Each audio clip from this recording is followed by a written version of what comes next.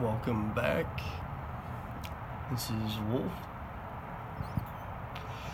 This is lesson number 3 in the kanp series. We've talked about kind of getting to know your potential partner, and we've talked about some qualities you want in a dom and some ways to identify those qualities. So tonight we're going to move into kind of early stages of the relationship. Once you decide to pull the trigger, and we may hit a couple other topics tonight, but it's kind of up in the air at the moment.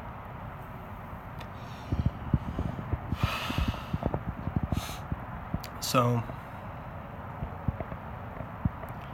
when you are initiating any form of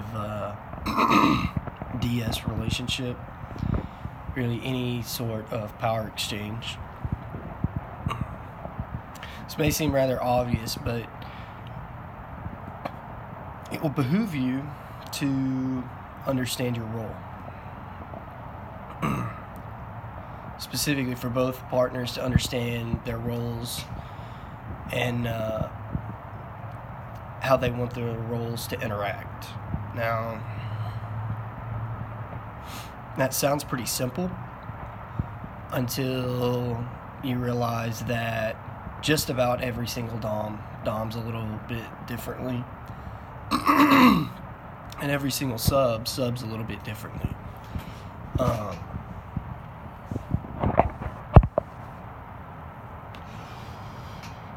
Which is kind of a pain because it means every time you meet a new potential partner, you need to kind of figure out their idiosyncrasies and the details of your relationship.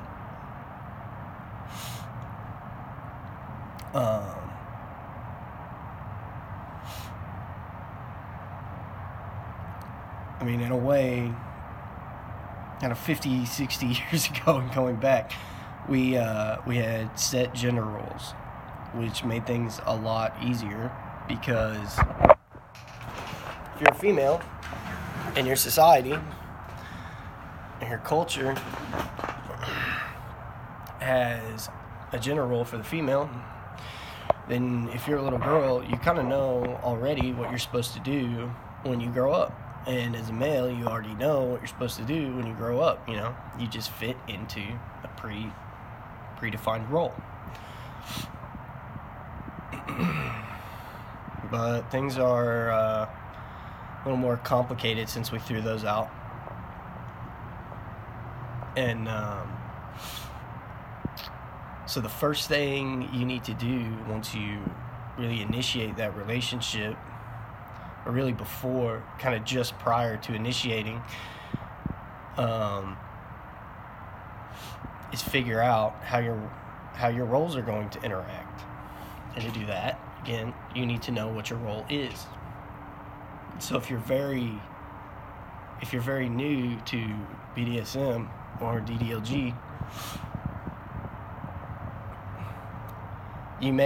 you're probably coming in with an idea of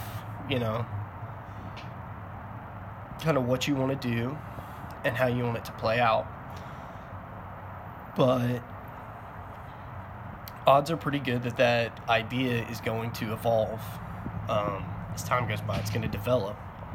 And maybe it'll shrink in some areas and it'll grow in others.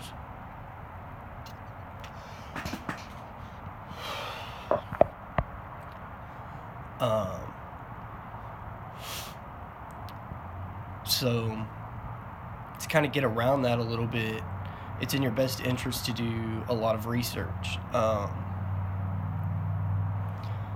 In the first video, I referenced a book by Jay Wiseman, SM 101, a realistic introduction, and I would still highly recommend that you read that book.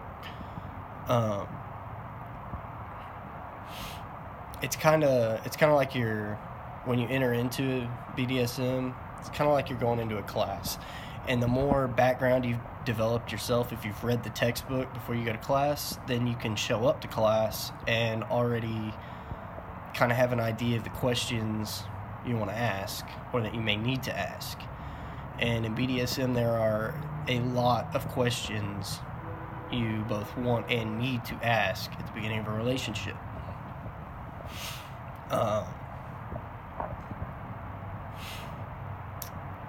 So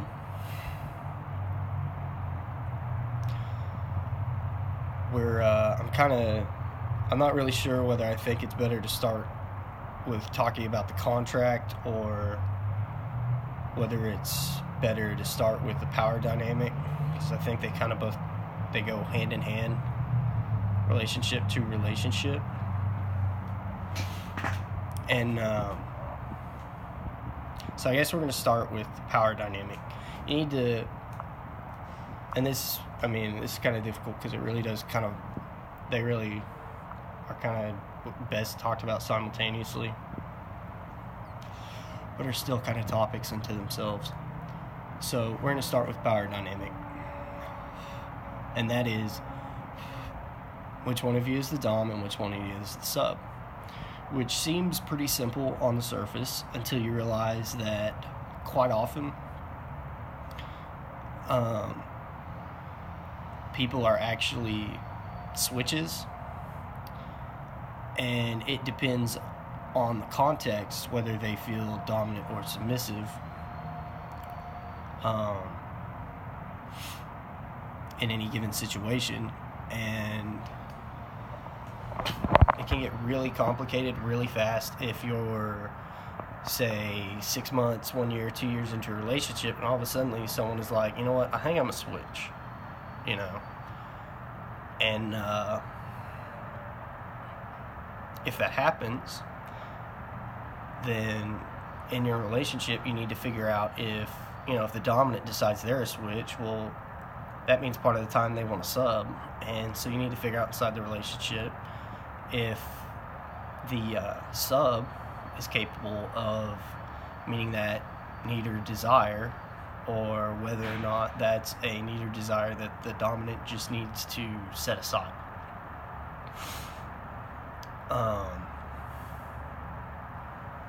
Which sounds kind of harsh, but for simplicity, I'm basically going to be approaching everything from a monogamous standpoint, and we're not going to really hit poly stuff for quite a while, because things get infinitely more complex in that situation.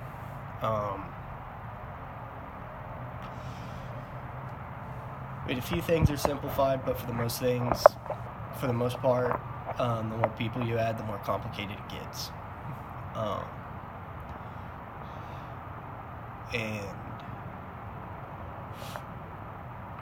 it is important, if you're in a monogamous relationship, to have an idea of, if that happens, whether or not you're going to try and pursue it in your relationship, or whether you're going to want to feed it, exercise that switch side of yourself. And if you're, again, let's say you're a dominant who decides they're a switch, and you found the perfect sub, then you realize you're a switch. Oh my gosh, I want to sub sometimes. You're going to have to ask yourself, really whichever party realizes that they're a switch, do I want to stay in this relationship and try and exercise that other side of myself, or do I want to stay in this relationship and it's not, it may not be possible to exercise that side of yourself, or are you going to leave the relationship?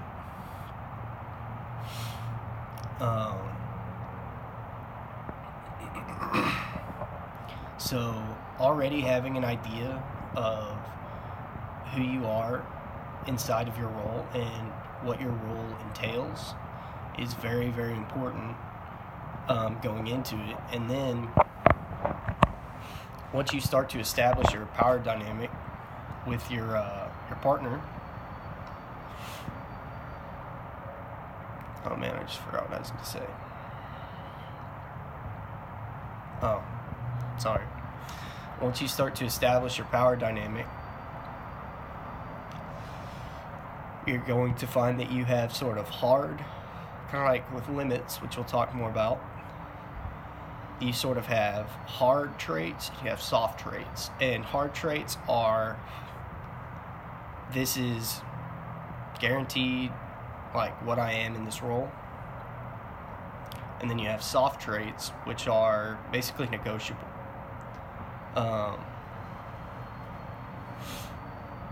Basically negotiable traits that you'll either negotiate to be able to exercise or negotiate to not be able to exercise. For instance, a soft trait might be corporal punishment, like spanking. And as a sub, you may want to be spanked, but maybe your dominant isn't interested in spanking you, or has no desire to spank you, or just doesn't think it's right, you know? And so if spanking is a soft trait, then during your establishment of the power dynamic, and as you begin to negotiate your contract, you might place that on the list of either, optional things we may explore in the future, or you might place it into the list of things that you're not going to do ever.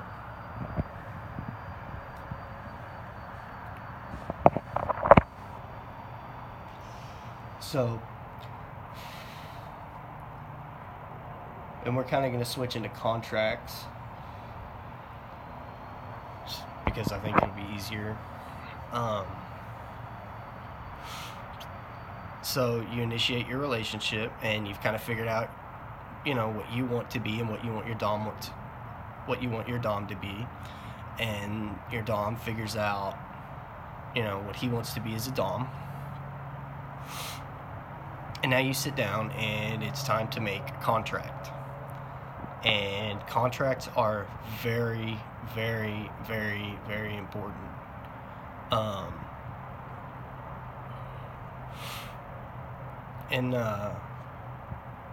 In my industry, we have a kind of a saying, and it's make the unknown known.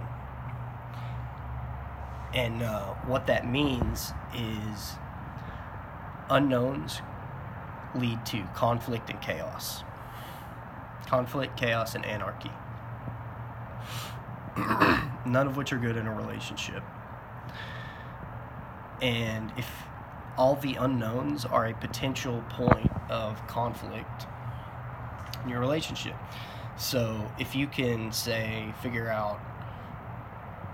if you can define the limits of your dom's power over you, when they have authority and when they don't have authority, kind of box in where they have control and box out where they don't, then right there, you've made an unknown known.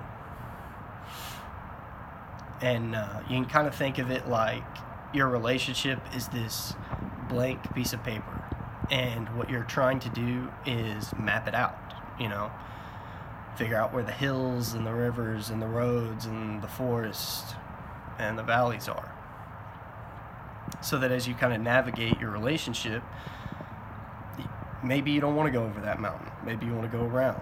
Well, if you've already kind of mapped out your relationship, you can figure out a route around rather than coming to the mountain and you just kind of stare at each other, and one of you says, well, let's go left, and one of you says, well, let's go right, except you're already kind of deep into your relationship.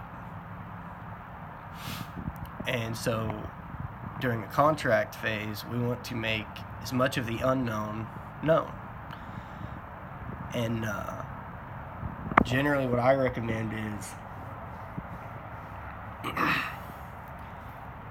with your first contract, it should be very simple, and it should be pretty if you've got a contract that's longer than like 2 pages and it's your first contract, like, you're probably starting to get into the weeds.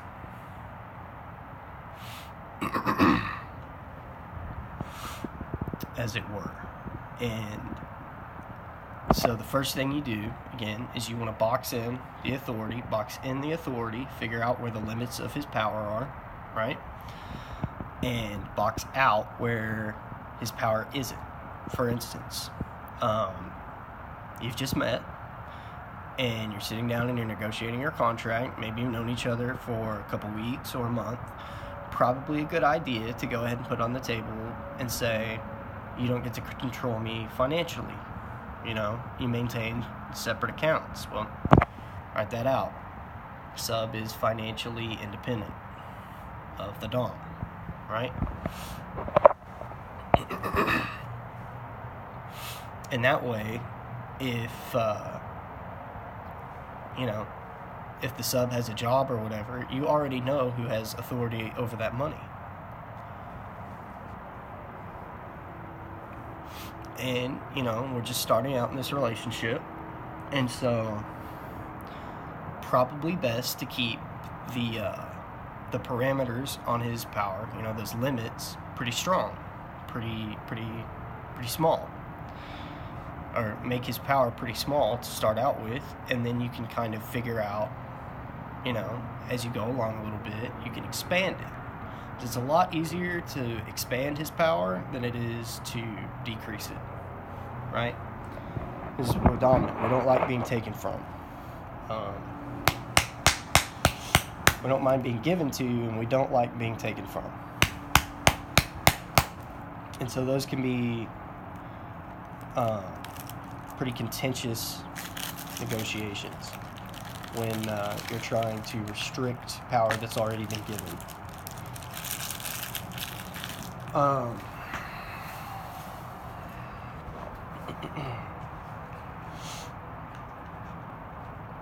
And I'm going to make another video that's kind of more specific contract sections, if that makes sense. Probably here in the next few days.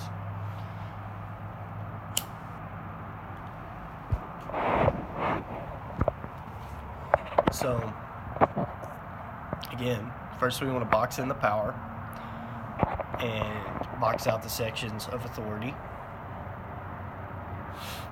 And you need a time frame for your contract. Never leave it open-ended time frame. Always have a set time frame. And the younger the relationship, the shorter the time frame. Let's say for the first time you sign it together,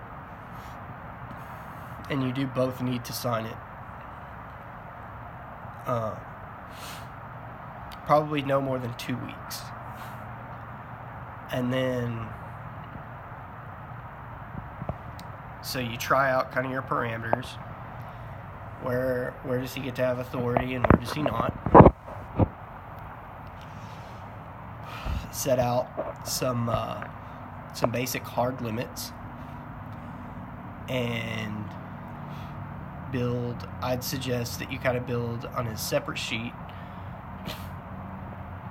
a list of soft limits or things you want to explore in the future, and that way you kind of have an idea of where you're going in the event that you either re-up or renegotiate the contract. So, I'm going to kind of formalize this a little bit more. Section 1 is Dom and Sub. What is the dominant in this relationship? Like what is their exact role? What are they supposed to do? What are they supposed to provide? And then a small section of what they're not supposed to do. And then for the sub, what is the sub in the relationship? What are they supposed to do? What are they supposed to provide? And basically what they're not supposed to do. And really what this means is, let's say you're in DDLG. It may be to your benefit to expressly say this is not a master-slave or a owner-pet relationship. and that's where you would put that, Like in the subsection, it might say, I'm a little, and me, a little colors, and plays with stuffies, and has tea parties, but a little is not a slave.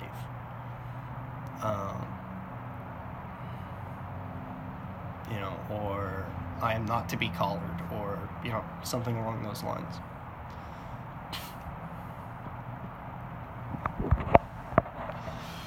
Then a section on kind of the goal of your relationship, where you both want to go, And bear in mind that none of this is the Dom dictating to the sub or the sub dictating to the Dom. This is all a negotiation of you two, of the Dom and the sub, trying to figure out together where they want the relationship to go and who they want to be and who they want the other one to be. So we talked in the last video about kind of making some sacrifices, and here's one of those. Like, you need to be ready to make some compromises. And then the next section will probably be rules. Or actually not rules, but the explicit power dynamic. It would be like the Dom has the authority to control X, Y, and Z. The Dom has the authority to create 4 rules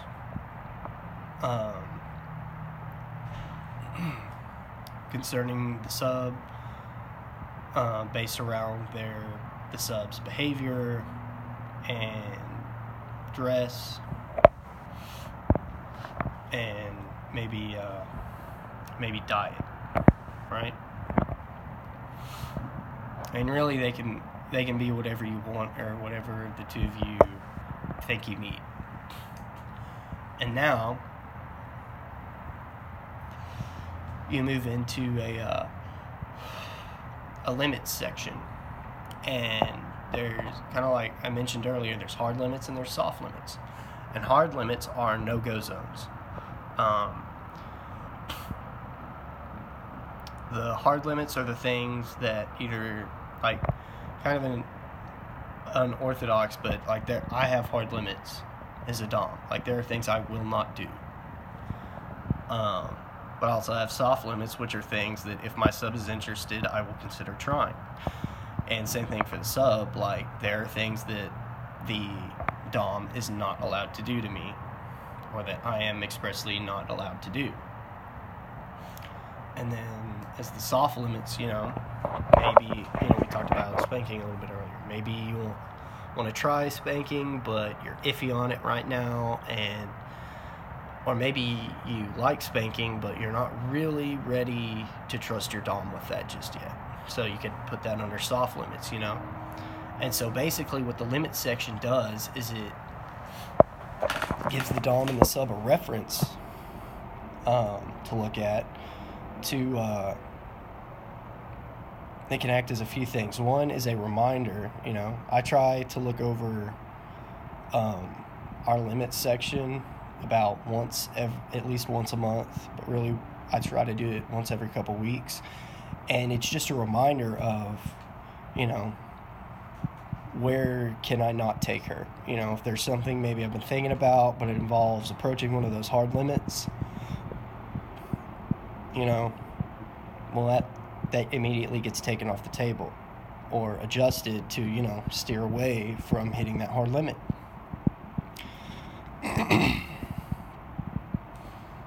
And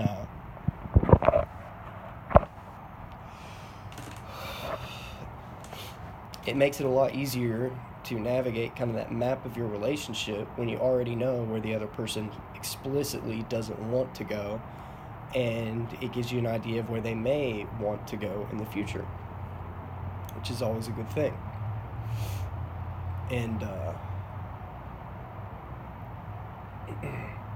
it's also it's a good compatibility test, because say, again with spanking, maybe he's a spanker, maybe like he wants that guaranteed, like this must be part of the relationship, and maybe you don't like spanking at all and you aren't interested in trying it. Well, you can either choose to make that a soft limit. One of you can either choose to make that a soft limit, or you can say, you know what, probably best for us to go our separate ways. So now you've got your limits written out and negotiated and delineated. And now we're going to move on to the next section, and that is the rules.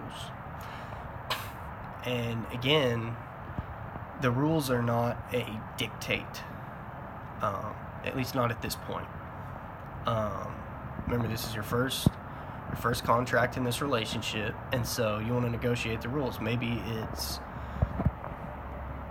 a little girl has to be in bed by midnight every night, no exceptions, right? Or maybe it's little girl is only allowed to color with Sharpies when daddy gives explicit consent, So that would mean like the little would have to come up to the dom and say, I want to color with Sharpies. And if the dom says, yes, you can color with Sharpies, then the little gets to color with Sharpies right now. If the dom says, no, you can't color with Sharpies, then the little doesn't get to color with Sharpies right now. And remember, this is our first contract in this relationship, and so try and keep it to 5 rules or less, because remember, you can always expand them. I mean, we want this to be a short duration, fairly limited contract. And so you're only going to be locked into this contract for 2 weeks, right? And so when the 2 weeks is up, well, maybe you've got 3 or 4 more rules to add. And but just remember, like, you can always add or subtract rules, but again, it's always easier to add than it is to subtract. All right? Because every time you agree to a specific rule, it makes that rule more kind of set in stone. It's kind of like you've got a tablet, and every time you agree to a rule, kind of that etching on the tablet, that rule's little section on the tablet gets etched in a little bit deeper for both of you. And a lot of times what you'll see is with a rule that's been there for a long time that gets removed is that both of you keep acting as though it were.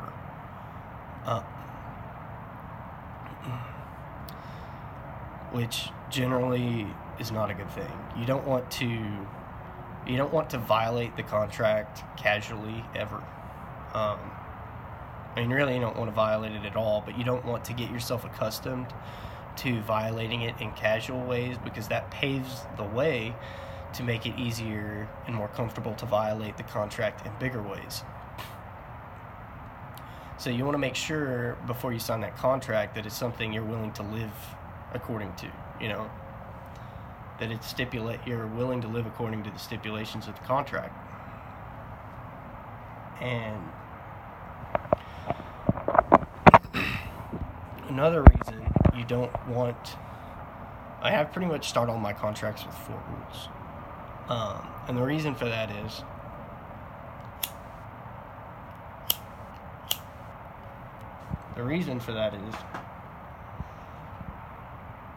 it's really easy to remember, or it's a lot easier to remember 4 rules than it is to kind of dive into the deep end and have 10, 15, 20, 25 rules to remember right off the bat. So odds are pretty good that you're both going to be forgetting. If you start off with, like, say 10 rules, both of you are going to be forgetting different rules at different times, and then it's going to kind of come out of left field when that rule gets enforced or doesn't get enforced. And that's very confusing. And as a dom, one of your goals should always be to create stability for the sub. All right? You are their rock, and if the rock is wobbly, then they will be even wobblier, And generally what you're looking at with subs is people who are either already have a high level of discipline and intensity in their daily life, and so they're coming to their dom to have that stability and consistency, or there's someone who just craves having that external stability enforced. And so as a Dom, part of your job is to create it and foster it. And really what you'll see is the more, as a Dom, the more stability the more stable of an environment you can create for your sub, the happier you will be, the happier your sub will be, and really the more your sub will be able to kind of open up and kind of flower, the sun is out, into kind of reach their full potential, which is a really beautiful thing to see. And it's very difficult, really very difficult and time intensive, and mentally and emotionally demanding.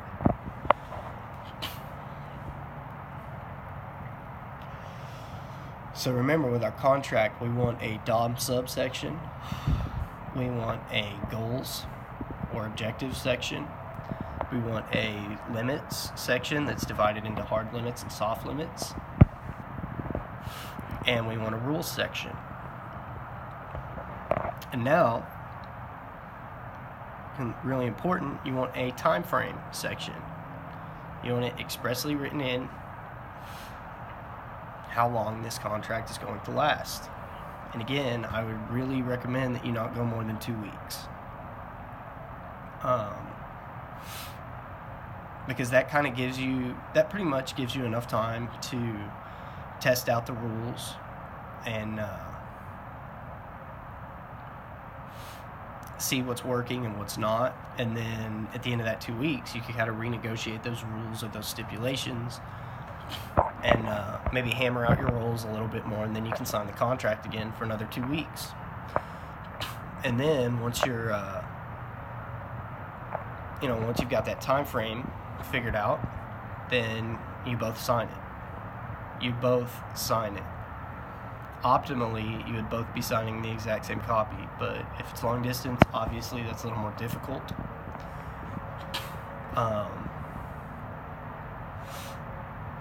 But you both do need to sign it, and both of you need to have a copy with the other one's signature on it.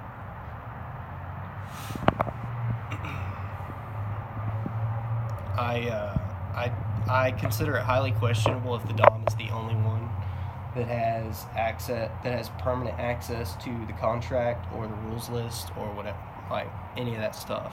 Like I pretty much believe that the sub should always have access to that 24/7. So that if they have a question or if there's an issue, they have an immediate reference to go to. And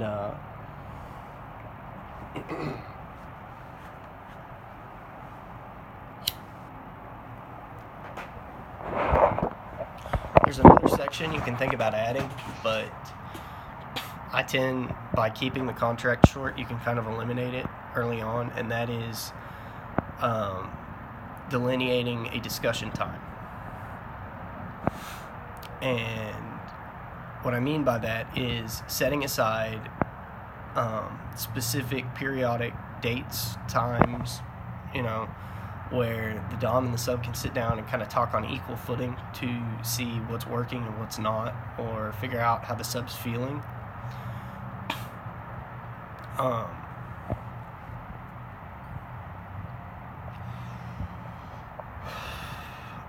And you don't really need those with very short term. I mean, I wouldn't go more than them.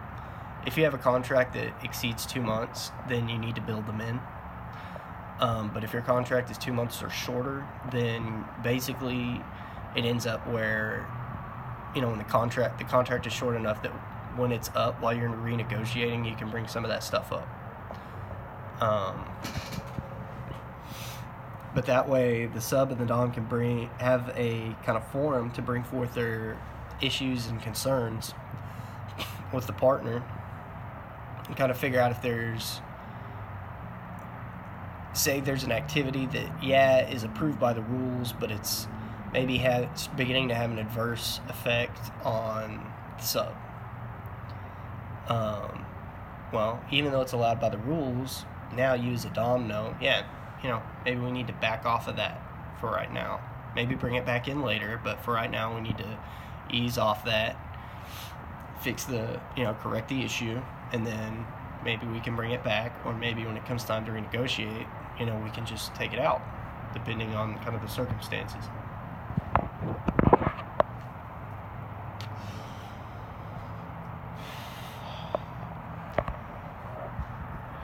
I think that about wraps up kind of the basics of contracting.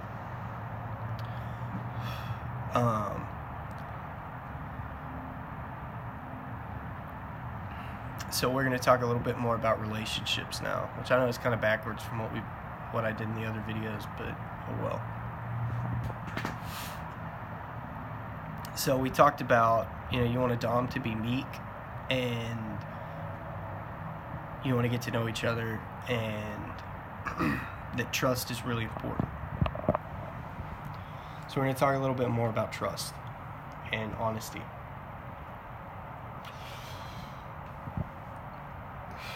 So from the sub side, we talked about this a little bit before, but if you're not honest with your dom, they cannot make good decisions. You cannot give someone bad data and expect them to make the right choice, because they have an inaccurate picture of what's going on. And this applies to everything. Don't ever casually lie to your dom. And when you do lie, make a point of bringing it up and apologizing.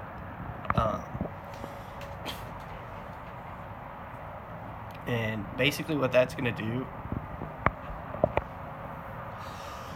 especially over time, is it's going to reinforce their trust in you.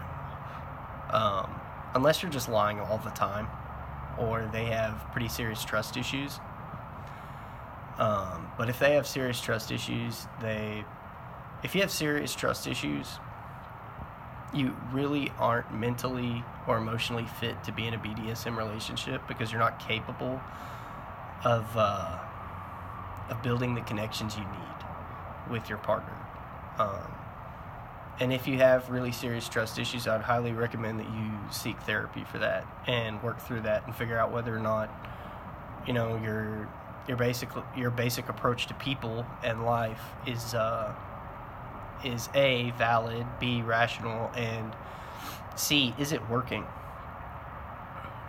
Because if you can't trust people, you can't really build any significant relationship. You can't really build any relationship that has serious depth to it, because you're always going to be questioning the other person or their motives or, their fidelity. And that's a big ticking time bomb.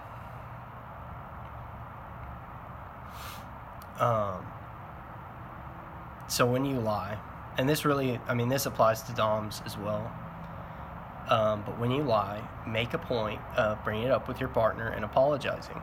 And when you apologize, I'm going to kind of give you a format. Babe, I said this to you and that wasn't true, and I lied to you and that was wrong, and please forgive me. And then shut your mouth. Just shut your mouth. When you're apologizing, if you're making justifications or excuses, what you're really saying is, yeah, I lied, but here's all the reasons why it's really okay that I lied to you. And none of them are valid, period. There is no good reason to lie. Ever. Basically, ever. And by making excuses, you're basically accepting responsibility for having chosen to lie to them, and you give them the opportunity to forgive you, and your relationship can move beyond it. Whereas if you make excuses and you try and pass off responsibility, rather than you having moved beyond it, now you have this you're basically saying whatever caused you to lie, whatever excuse you have, is some sort of external threat. And now you've got to figure out if can it be dealt with? Yes or no? If it can be dealt with, how can it be dealt with? And usually the answer is it's not actually something the other person could do anything about. And so you've basically just got this external boogeyman that whenever it shows up threatens the stability of your relationship. And that's a bad thing.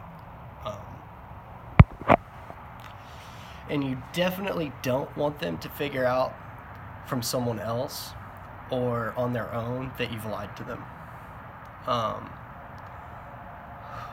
Because now if they figure out on their own or someone else tells them that you've lied to them, to your partner, they're going to question everything you've said.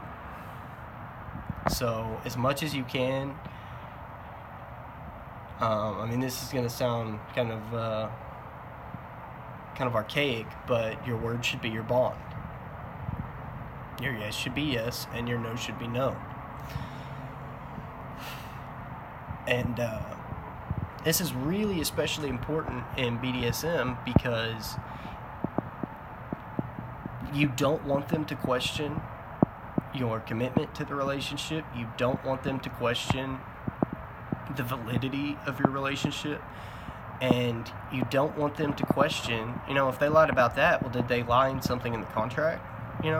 What else might they be lying to me about? What else are they not telling me? And that is just a seed of destruction in relationships. That will grow faster than you can imagine, and it will tear your relationship apart.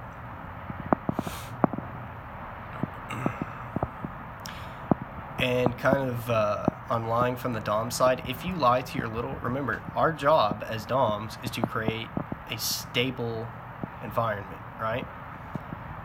Well, every time you lie, you're putting cracks in that stability. And in order for your relationship to work, in order for you to be able to Dom your sub correctly, they have to trust you basically pretty much implicitly. Really your goal should be in your relationship is to build up to the point where they trust you so much that even when all evidence speaks to the contrary, they believe you. They give you the benefit of the doubt, not because they have to choose to, but because you tell them the truth so wholly, completely, and so much always, they always tell you the truth as well as they know it, that they can assume that even though things look bad or the situation looks bad, that you're still telling them the truth, or just that maybe you didn't have, maybe you had bad information. And that sort of thing can save a relationship, but it will definitely break it if that kind of trust isn't there. And you need to remember that with a relationship, relationship is a plant, if you don't water it, if you don't fertilize it, if you don't take care of it, if you're not actively maintaining it, then it's dying. And kind of the rule with living organisms is they're either growing or they're dying.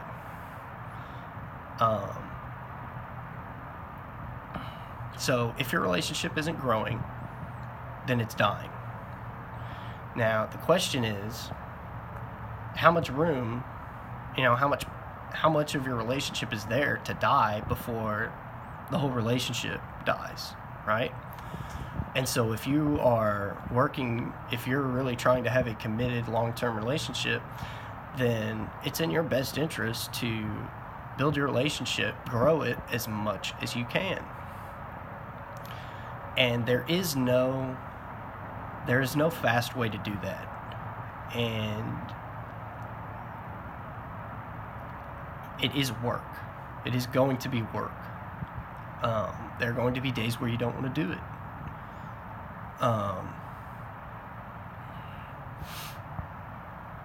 And there are going to be times where you're going to have to give up something you want to do, something you want or desire, and sometimes maybe even need, in order to continue growing your relationship. And the fastest way to kill your relationship are those little lies, because those little lies will generally start to turn into bigger lies, and then all of a sudden you're not withering a few leaves. All of a sudden you're taking a saw to the trunk. And if you've ever cut down a tree, once you cut a tree down, it's pretty much toast.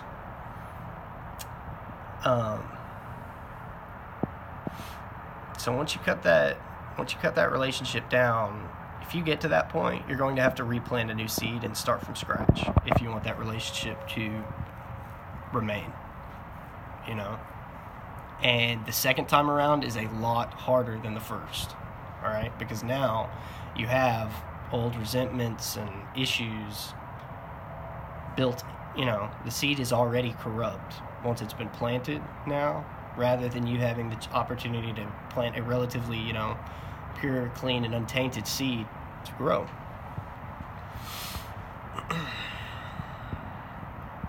So remember to be honest, speak the truth, and don't ever intentionally deceive your partner. I can't even tell you how important that is. So where we, well, actually I think that's about enough for tonight.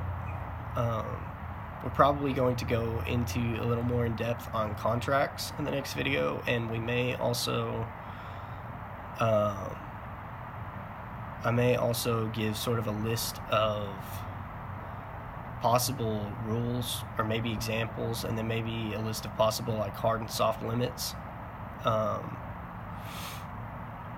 And we'll just keep working from there. Thank you for joining me this evening. I hope you've learned something tonight.